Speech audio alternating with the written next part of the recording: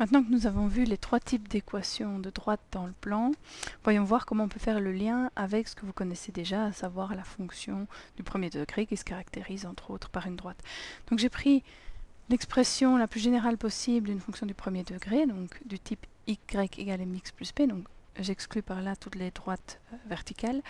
Dans cette écriture, vous avez en m la pente, que vous aviez l'habitude de calculer à l'aide de la formule delta y sur delta x, et puis vous avez le p qui jouait le rôle d'ordonnée à l'origine, à savoir l'intersection avec l'axe des y.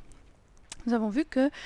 à partir des vecteurs, il était possible de définir les équations paramétriques, et puis en enlevant le paramètre, de définir une équation cartésienne de droite dans le plan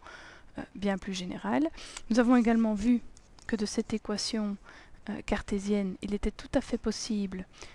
d'isoler le y pour retomber sur une équation comme celle que vous aviez l'habitude de voir, à savoir que 2y est égal à 3x moins 8, et si on divise tout par 2, y est égal à 3 demi-x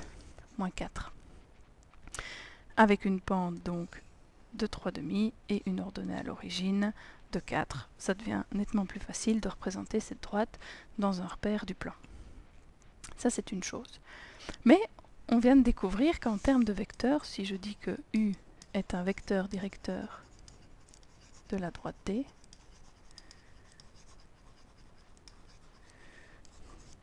je peux, à l'aide des coefficients en x et en y, déterminer ce vecteur directeur, puisque U, dans ce cas-ci, sera égal à moins 2 pour la composante en x et moins 3 pour la composante en y. Tiens, moins 2 et moins 3. Mais on sait que les composantes d'un vecteur, elles se calculent en faisant la différence des abscisses et des ordonnées de 2 points. Donc par exemple, ici, le moins 2 serait issu d'un calcul de la forme xb moins xa, et le moins 3 d'un calcul de la forme yb moins ya, si on considère qu'on a travaillé avec 2 points nommés a et b. Mais justement, votre pente de la droite delta y, vous faisiez également yb moins ya pour le dénominateur, le delta y,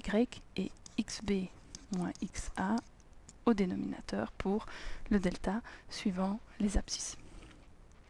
Donc en fait, ce n'est pas tout à fait un hasard. Si je reprends le yb moins ya qui est là, qui se retrouve ici et donc qui coïncide au moins 3, la composante en y de nos vecteurs directeurs. Si on regarde xb moins xa, cette fois-ci c'est la composante en x de notre vecteur directeur, et qu'on applique la formule yb moins ya sur xb moins xa, eh bien on retrouve moins 3 sur moins 2, mais moins 3 sur moins 2 après simplification, ça ne donne rien d'autre que 3 demi, à savoir exactement la même chose que si on avait isolé y dans l'équation cartésienne.